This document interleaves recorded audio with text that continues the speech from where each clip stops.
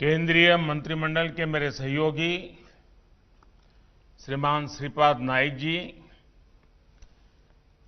राजस्थान के मुख्यमंत्री श्रीमान अशोक गहलोत जी, गुजरात के मुख्यमंत्री श्रीमान विजय भाई रूपाणी जी, राजस्थान के गवर्नर श्रीमान कलराज जी, गुजरात के गवर्नर श्रीमान आचार्य देवव्रत जी, अन्य सभी मंत्रीगण, सांसदगण, विधायकगण, आयुर्वेद से जुड़े सभी विद्वानजन, देवी और सज्जनों, आप सभी को धनतेरस, भगवान धन्वंतरि की जयंती की बहुत बहुत शुभकामनाएं। धन्वंतरि जी ने आरोग्य के देवता माने जाते हैं और आयुर्वेद की रचना भी उनके आशीर्वाद से हुई है। आज के इस पावन दिन आयुर्वेद दिवस पर भगवान धन्वंतरि से पूरी मानव जाति की प्रार्थना है कि वो भारत समेत पूरी दुनिया को आरोग्य का आशीष दें। साथियों, इस बार का आयुर्वेद दिवस गुजरात और राजस्थान के लिए विशेष है। हमारे युवा साथियों के लिए भी विशेष है। आज गुजरात के जामनगर में institute of teaching and research इन आयुर्वेदा को इंस्टीट्यूट ऑफ नेशनल इंपॉर्टेंस के रूप में मान्यता मिली है। इसी तरह जयपुर के राष्ट्रीय आयुर्वेद संस्थान को भी डीम्ड यूनिवर्सिटी के रूप में आज लोकार्पित किया गया है। आयुर्वेद में उच्च शिक्षा, रिसर्च और स्किल डेवलपमेंट से जुड़े इन बेहतरीन संस्थानों के लिए राजस्थान, गुजरात के साथ ही पूरे देश को बहुत बहुत बधाई। साथियों, आयुर्वेद भारत की एक विरासत है जिसके विस्तार में पूरी मानवता की भलाई है। ये देखकर किस भारतीय को खुशी नहीं होगी कि हमारा पारंपरिक ज्ञान अब अन्य देशों को भी समृद्ध कर रहा है। आज ब्राजील की राष्ट्रीय नीति में आयुर्वेद शामिल है। भारत अमेरिका संबंध हो, भारत जर्मनी रिश्ते हो, आयुष और भारतीय पारंपरिक चिकित्सा पद्धति से जुड़ा सहयोग निरंतर बढ़ रहा है। ये भी प्रत्येक भारतीय के लिए बहुत गर्व की बात है कि WHO ने और अभी WHO के मुखिया और मेरे मित्र, उन्होंने एक बहुत महत्वपूर्ण घोषणा की है। WHO ने global centre for traditional medicine, इसकी स्थापना के लिए दुनिया में से भारत को चुना है और अब भारत में से दुनिया के लिए इस दिशा में काम होगा। भारत को ये बड़ी जिम्मेदारी सौंपने के लिए मैं वर्ल्ड हेल्थ ऑर्गेनाइजेशन का विशेष रूप से WHO के महानिर्देशक, मेरे मित्र डॉक्टर टेड्रोस का भी हृदय से आभार व्यक्त करता हूं। मुझे विश्वास है कि जिस प्रकार Bharat pharmacy of the world इस रूप में उभरा है, उसी प्रकार पारंपरिक चिकित्सा का ये सेंटर भी ग्लोबल वेलनेस का सेंटर बनेगा। ये सेंटर दुनिया भर की ट्रेडिशनल मेडिसिन के विकास और उनसे जुड़ी रिसर्च को नई बुलंदियां देने वाला साबित होगा। साथियों,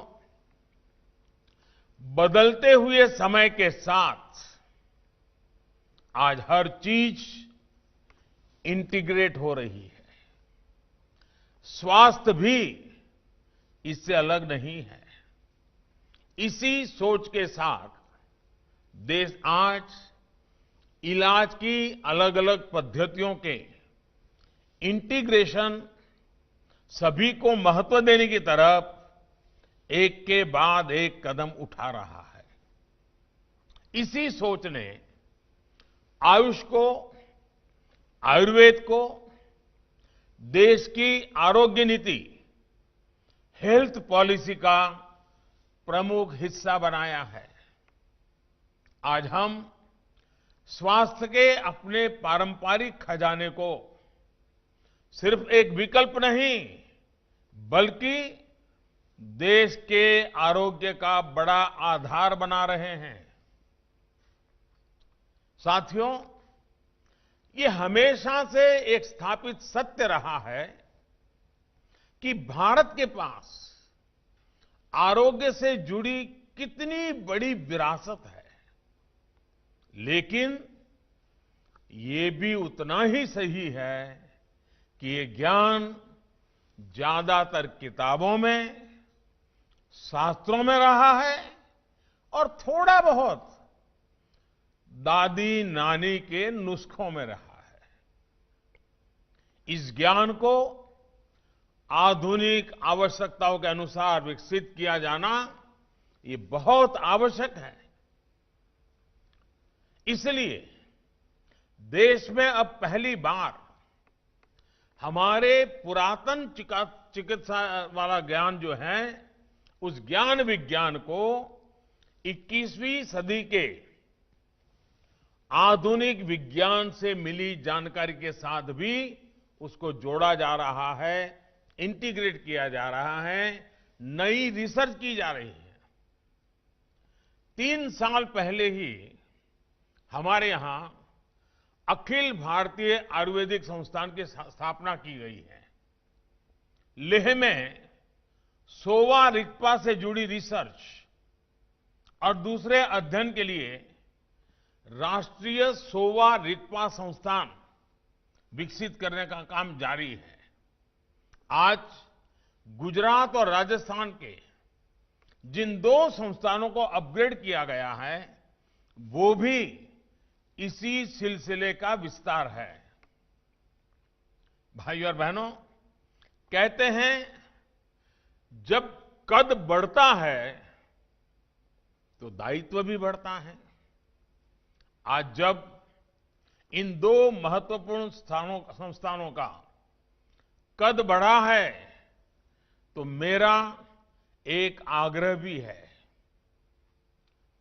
देश के प्रीमियम आयुर्वेदिक संस्थान होने के कारण अब आप सब पर ऐसे पाठ्यक्रम तैयार करने की जिम्मेदारी है जो इंटरनेशनल प्रैक्टिसेस के अनुकूल और वैज्ञानिक मानकों के अनुरूप हो। मैं शिक्षा मंत्रालय और यूजीसी को भी आग्रह से कहूंगा कि आयुर्भौतिकी और आयुर्रसायन शास्त्र जैसे विषयों को लेकर नई संभावनाओं के साथ काम किया जाए। इससे रिसर्च को ज्यादा से ज्यादा बढ़ावा देने के लिए इंटीग्रेटेड डॉक्टरल और पोस्ट डॉक्टरल करिकुलम बनाने के लिए काम किया जा सकता है। आज मेरा देश के प्राइवेट सेक्टर, हमारे स्टार्टअप से, उनसे भी एक विशेष आग्रह है। देश के प्राइवेट सेक्टर, नए स्टार्टअप्स को आयुर्वेद की ग्लोबल डिमांड को स्टडी करना चाहिए और इस सेक्टर में होने वाली ग्रोथ में अपनी हिस्सेदारी सुनिश्चित करनी चाहिए। आयुर्वेद की लोकल शक्ति के लिए आपको दुनिया भर में वोकल होना है। मुझे विश्वास है कि हमारे साझा प्रयासों से आयुष ही नहीं बल्कि आरोग्य का हमारा पूरा सिस्टम एक बड़े बदलाव का साक्षी बनेगा। साथियों, आप भली भांति ये भी जानते हैं कि इसी साल संसद के मॉनसून सत्र में 2 ऐतिहासिक आयोग भी बनाए गए हैं। पहला, national commission for Indian systems of medicine और दूसरा, नेशनल कमीशन फॉर होम्योपैथी। यही नहीं, नई राष्ट्रीय शिक्षा नीति में भी भारत की मेडिकल एजुकेशन में इंटीग्रेशन की अप्रोच को प्रोत्साहित किया गया है। इस पॉलिसी की भावना है कि एलोपैथिक एजुकेशन में आयुर्वेद की बेसिक जानकारी जरूरी हो और आयुर्वेदिक एजुकेशन में एलोपैथिक प्रैक्टिस की मूल जानकारी जरूरी हो। ये कदम आयुष और भारतीय पारंपरिक चिकित्सा पद्धति से जुड़ी शिक्षा और रिसर्च को और मजबूत बनाएंगे। साथियों, 21वीं सदी का भारत अब टुकड़ों में नहीं, होलिस्टिक तरीके से सोचता है। हेल्थ से जुड़ी चुनौतियों को भी अब होलिस्टिक अप्रोच के साथ उसी तरीके से ही सुलझाया जा रहा है। आज देश में सस्ते और प्रभावी इलाज के साथ साथ प्रिवेंटिव हेल्थ केयर पर वेलनेस ज्यादा फोकस किया जा रहा है। आचार्य चरक ने भी कहा है, स्वस्थस्य स्वास्थ्य रक्षणम आतुरस्य विकार प्रशमन च, यानी स्वस्थ व्यक्ति के स्वास्थ्य की रक्षा करना और रोगी को रोग मुक्त करना, ये आयुर्वेद के उद्देश्य हैं। स्वस्थ व्यक्ति स्वस्थ ही रहे, इसी सोच के साथ ऐसे हर कदम उठाए जा रहे हैं जिससे बीमार करने वाली स्थितियां दूर हो। एक तरफ साफ सफाई, स्वच्छता, शौचालय, साफ पानी, धुआं मुक्त रसोई, पोषण, इन सभी पर ध्यान दिया जा रहा है, तो वहीं 1.5 लाख हेल्थ और वेलनेस सेंटर्स हिंदुस्तान के कोने कोने में तैयार किए जा रहे हैं। इनमें विशेष तौर पर 12,500 से ज्यादा आयुष वेलनेस सेंटर्स पूरी तरह आयुर्वेद को समर्पित हैं, आयुर्वेद से जुड़े बन रहे हैं। साथियों, वेलनेस का ये भारतीय दर्शन आज पूरी दुनिया को आकर्षित कर रहा है। कोरोना के इस मुश्किल समय ने फिर दिखाया है कि हेल्थ एंड वेलनेस से जुड़ी भारत की ये पारंपरिक विद्या कितनी कारगर है।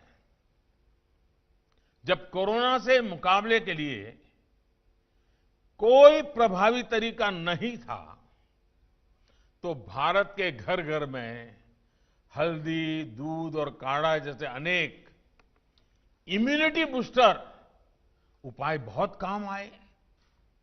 इतनी बड़ी जनसंख्या, इतनी घनी आबादी और ऐसा हमारा देश अगर आज संभली हुई स्थिति में है, तो उसमें हमारी इस परंपरा की भी अहम भूमिका रही है।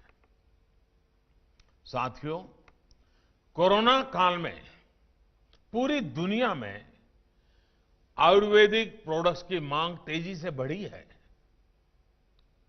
बीते साल की अपेक्षा इस साल सितंबर में आयुर्वेदिक उत्पादों का निर्यात लगभग 1.5 गुना, करीब करीब 45% बढ़ा है।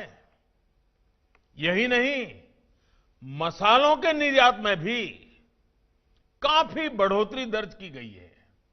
हल्दी, अदरक, ऐसी चीजें जो इम्यूनिटी बूस्टर मानी जाती हैं, उनका निर्यात अचानक इस तरह बढ़ना, ये दिखाता है कि दुनिया में आयुर्वेदिक समाधानों और भारतीय मसालों पर विश्वास कितना बढ़ रहा है।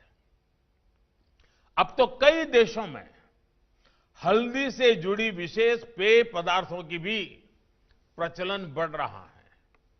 आज दुनिया के प्रतिष्ठित मेडिकल जर्नल्स भी आयुर्वेद में नई आशा, नई उम्मीद देख रहे हैं। साथियों, कोरोना के इस काल में हमारा फोकस सिर्फ आयुर्वेद के उपयोग तक ही सीमित नहीं रहा, बल्कि इस मुश्किल घड़ी का इस्तेमाल आयुष से जुड़ी रिसर्च को देश और दुनिया में आगे बढ़ाने के लिए किया जा रहा है।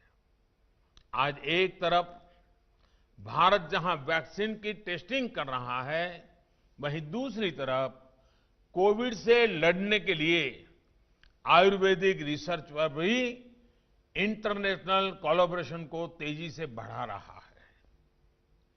अभी अभी हमारे साथी श्रीपाद जी ने बताया कि इस समय 100 से ज्यादा स्थानों पर रिसर्च चल रही है।